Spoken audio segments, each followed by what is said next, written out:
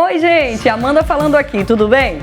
Eu tenho um canal de Telegram chamado Respeita a Polícia. Lá eu envio conteúdos regulares e exclusivos para vocês. Principais disciplinas que caem nos concursos de carreiras policiais, métodos eficientes de estudo, cronograma de revisões, curiosidades do universo criminal e muito, muito mais.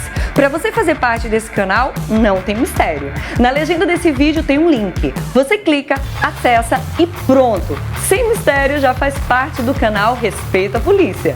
Uma vez lá dentro, você vai receber vários conteúdos exclusivos, entre áudios, textos, escritos, vídeos e um monte de coisa. Tudo pensado pela sua perita favorita, especialmente para vocês. Vamos nessa? Clica no link e acesse meu canal Respeita a Polícia no Telegram.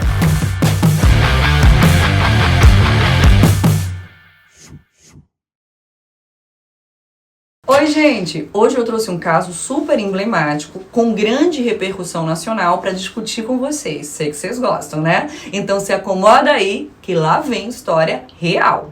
Você já ouviu falar no caso Richthofen? Ele aborda o assassinato de um casal em uma mansão de São Paulo, planejado, pasmem, pela própria filha, e que contou com a ajuda do namorado e do cunhado dela. Esse caso, gente, chocou o Brasil em outubro de 2002 e repercutiu em veículos de comunicação no mundo inteiro. Por ser cheio de detalhes e despertar até hoje o interesse não só de profissionais da área, mas também de curiosos em geral, o caso da menina que matou os pais será o assunto desse vídeo. Se você não conhece o caso, não se preocupa, vou contar os detalhes. Vamos logo começar com esses detalhes? Na madrugada do dia 31 de outubro de 2002, o engenheiro Manfred Albert e a psiquiatra Marisia von Richthofen foram mortos com golpes de barra de ferro enquanto dormiam na casa em que moravam, num bairro nobre de São Paulo. Marisia também foi asfixiada com uma toalha e um saco plástico, crime super brutal. Mas aí vem um detalhe que chocou ainda mais a todos. O crime foi planejado e executado pela filha mais velha do casal, a estudante de direito Suzanne von Richthofen, que na época tinha 18 anos, e contou com a ajuda do namorado, chamado Daniel Cravinhos, e do irmão dele, o Christian Cravinhos. O motivo, gente, seria a desaprovação do relacionamento de Suzanne e Daniel pelos pais dela, além do desejo de usufruir da herança ao lado do seu companheiro. As investigações chegaram ao fim quando, uma semana depois do evento criminoso, os três confessaram o crime. Andrés, é importante falar, filho caçula, irmão de Suzanne, não teve qualquer envolvimento com o crime, tá? Mas quer mais detalhes? Então lá vai. Naquela madrugada, Suzanne guiou Daniel e o cunhado Christian ao quarto dos pais, que estavam dormindo. Acendeu então a luz e desceu para a biblioteca. Os irmãos atacaram o casal com barras de ferro. Marisia resistiu e foi então sufocada com uma toalha.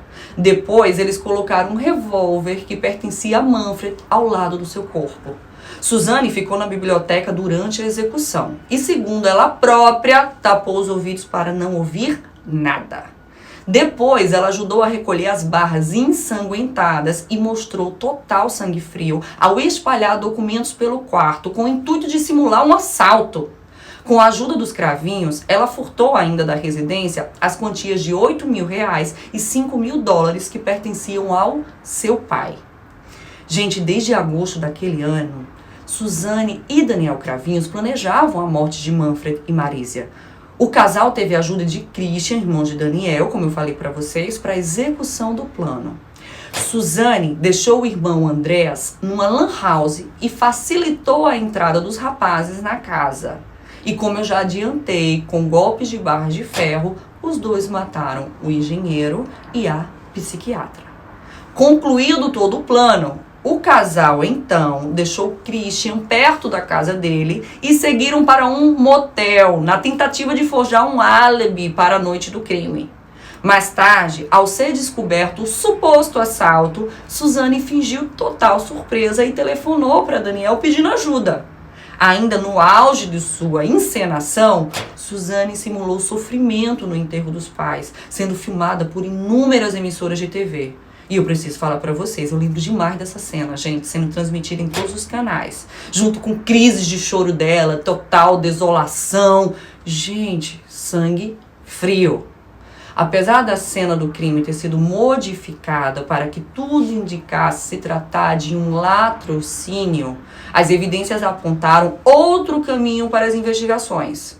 Com o dinheiro roubado, Christian comprou uma moto e isso fez com que a polícia suspeitasse do envolvimento dele. Não foi nem um pouco inteligente, vocês concordam, né? Suzane e os irmãos Cravinhos foram denunciados por duplo homicídio triplamente qualificado e tiveram suas prisões preventivas decretadas. Para elucidar o modo como ocorreu o crime e atestar as versões contadas pelos envolvidos, a perícia procedeu a uma reprodução simulada, que na minha opinião é um dos mais belos e complexos exames periciais. E se você é novo por aqui, deixa eu falar. Tem vídeo sobre reprodução simulada dos fatos aqui no canal, tá? É só procurar e saber o que é, o que faz, qual a importância, vai lá. Bom, na reprodução, Christian afirmou que foram dados pelo menos 6 pancadas em cada vítima com as barras de ferro. Tudo com tamanha violência, gente, que o sangue respingou até no teto acima da cama, segundo ele. Ainda, ele disse que as barras de ferro usadas no crime foram confeccionadas por ele mesmo e como elas eram tão cortantes, ele temia machucar sua mão enquanto executava os golpes. E por isso resolveu fazer um cabo como um taco de beisebol para que não cortasse suas mãos. Ainda planejou tudo isso, tá? Os 3 envolvidos no crime também disseram à perícia que lavaram as mãos e os objetos usados no crime na água da piscina da mansão para eliminar o sangue do casal assassinado. Daniel Cravinhos confessou durante a reprodução que logo após as mortes, Suzane teria ido no escritório procurar os dólares e os euros e reais de Manfred, sabendo onde estavam guardados. Era numa pasta de couro com cadeados de códigos numéricos. Ela, segundo Daniel, resolveu quebrar a pasta. Foi quando ele a questionou por que se ela sabia o código. E ela disse que quebraria aquela pasta para parecer um roubo. Tudo pensado, gente. Em junho de 2005, Suzane von Richthofen ganhou o direito de aguardar o julgamento em liberdade. Em novembro desse mesmo ano, Daniel e Christian também foram beneficiados pelo habeas corpus concedido pelo Superior Tribunal de Justiça. Só que menos de 3 meses depois, os irmãos voltaram para a cadeia por terem revelado detalhes do crime durante uma entrevista a uma emissora de rádio. Já a Suzane não se pronunciava. Sem dar entrevista desde que fora presa, Suzane von Richthofen quebrou o silêncio apenas em abril de 2006. Na ocasião, ela estava em liberdade, aguardando o julgamento marcado para junho daquele mesmo ano, 2006. Ela vivia com um casal amigo da família, num apartamento na cidade de São Paulo. Gente, essa entrevista foi emblemática e atraiu a atenção de todo o país. E eu tenho que falar, também me lembro muito bem dela, tá? Usando pantufas e uma camiseta com estampa infantil, a jovem, então, com acho que 21, 22 anos, parecia uma criança. Durante a entrevista, chorou diversas vezes e buscou o apoio de seu tutor nos momentos em que ficou insegura, né? Tudo forjação. Disse que foi manipulada pelo namorado e que sentia falta dos pais. Mas o que parecia arrependimento não passava de mais uma encenação. Antes de começar a gravação, gente, a equipe do programa flagrou Suzane sendo instruída por seus advogados sobre como deveria se comportar diante das câmeras, simulando choro, tristeza. Detalhe, tudo isso estava sendo filmado sem que eles percebessem, a câmera já estava ligada e eles achando que não. A reportagem foi exibida pelo Fantástico em 9 de abril de 2006 e mostrou a farsa armada pelos advogados de defesa. Gente, a repercussão foi tão grande que no dia seguinte, o Ministério Público pediu à Justiça de São Paulo que decretasse novamente a prisão de Suzane. Em 30 de maio, por uma decisão do Superior Tribunal de Justiça, até bastante criticada na época, tenho que falar, Suzane ganhou o direito de esperar pelo julgamento em prisão domiciliar. Um mês depois, no entanto, o STJ cassou essa liminar e a jovem teve que voltar para a cadeia. O julgamento de Suzane e dos irmãos Cravinhos foi marcado para o início de junho de 2006. Os 3 responderiam, já falei para vocês, por duplo homicídio triplamente qualificado. Por que triplamente? Motivo torpe, utilização de meio cruel e sem possibilidade de defesa da vítima.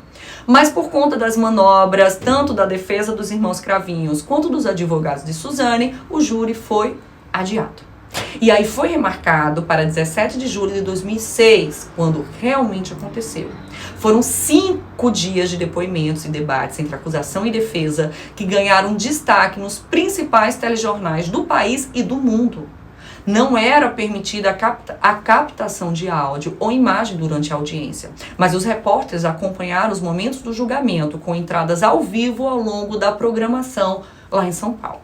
Gente, o país praticamente parou para acompanhar um dos julgamentos mais aguardados da época. Os laudos periciais de local, necroscópico e de reprodução simulada constituíram fortes provas técnicas utilizadas pelo Ministério Público para postular a condenação de Suzane e dos autores materiais do crime, os irmãos Daniel e Christian. Àquela altura, quase 4 anos após o assassinato de Manfred e Marisia Richthofen, Suzane e Daniel Cravinhos deixaram de ser namorados para se tornarem inimigos. Enquanto os advogados dela alegavam que sua cliente havia sido manipulada por Daniel, a defesa dos irmãos Cravinhos afirmava que fora Suzane quem planejara a morte dos pais e Daniel, por amor, executara o plano. No primeiro dia do julgamento, os Cravinhos mudaram a versão do crime. Para inocentar Christian, Daniel, que era o namorado de Suzane, pelo menos naquela época, disse ter sido apenas ele o autor dos golpes diferidos contra o casal, os sogros. Seu depoimento surpreendeu a todos, mas antes que fosse feita qualquer variação entre os réus, Christian pediu para depor novamente e assumiu sua participação no assassinato do casal. Nos dias seguintes, foi a vez das testemunhas de acusação e de defesa darem seus depoimentos. Entre eles, Andréas, irmão de Suzane.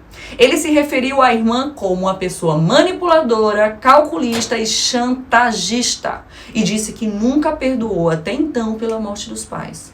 Na fase final do julgamento, o promotor Roberto Tardelli pediu a condenação aos 7 jurados dos 3 réus e com a pena de 50 anos de prisão para cada um. A sentença dos 3 acusados pela morte do casal Richthofen foi anunciada na madrugada do dia 22 de julho de 2006, dia emblemático. Suzane e Daniel, condenados, pegaram uma pena de 39 anos de reclusão, mais 6 meses de detenção.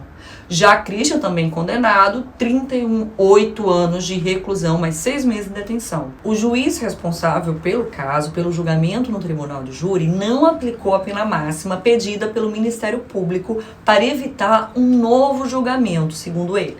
Em 2009, após cumprir 1/6 da pena, Suzane teria direito ao regime semiaberto, conforme preconiza a legislação brasileira. A justiça exigiu que ela se submetesse a um exame criminológico, que inclui entrevistas e testes psicológicos e psiquiátricos, feitos por 2 psicólogos, 2 psiquiatras e 1 assistente social. Apesar de Suzane se dizer arrependida e pedir uma segunda chance, a juíza responsável pelo caso indeferiu o pedido feito pelos advogados da jovem. 2 anos depois, a justiça tornou a negar a progressão para o regime semiaberto. Já Daniel e Christian Cravinhos ganharam o direito de cumprir a pena em regime semiaberto em fevereiro de 2013. Agora, em 2020, esse caso voltou aos holofotes. Após ser alvo de reportagens nacionais e internacionais e de livros, como os da escritora que eu curto demais, Ilana Casoy, agora a história será contada nos cinemas. No dia 2 de abril seriam lançadas simultaneamente 2 produções cinematográficas sobre o caso, intituladas A Menina que Matou os Pais e O Menino que Matou Meus Pais. Os 2 filmes contarão versões distintas sobre o crime. Um deles mostrará o caso sob o ponto de vista de Suzane e o outro contará a história sobre o viés de Daniel Cravinhos, na época namorado dela. Nas produções, o público poderá acompanhar situações como a relação de Suzane com os pais, o relacionamento dela com Daniel e o que aconteceu no dia do assassinato. O anúncio dos filmes causou revolta em muitas pessoas, eu tenho que falar. Essas pessoas afirmaram que as obras serão uma forma de reverenciar os responsáveis pelo crime brutal. Outros, porém, elogiaram a iniciativa e disseram estar ansiosos para assistir nos cinemas a um dos crimes nacionais que mais repercutiram no mundo. Gente, eu pelo menos vou dizer, eu tô super ansiosa pra assistir. Agora, sabe qual é o problema? É que não mais sabemos quando os filmes serão lançados, já que eles foram adiados por conta da pandemia. Agora é aguardar, gente. E é isso. Bom, eu espero que vocês tenham curtido o vídeo. Logo mais eu volto com mais uma história. E eu já aviso que quando os filmes tiverem data de lançamento, eu volto aqui para contar para vocês. Tudo certo? Se tiver qualquer sugestão de caso, já sabe, é só mandar para os comentários. Beijo, gente!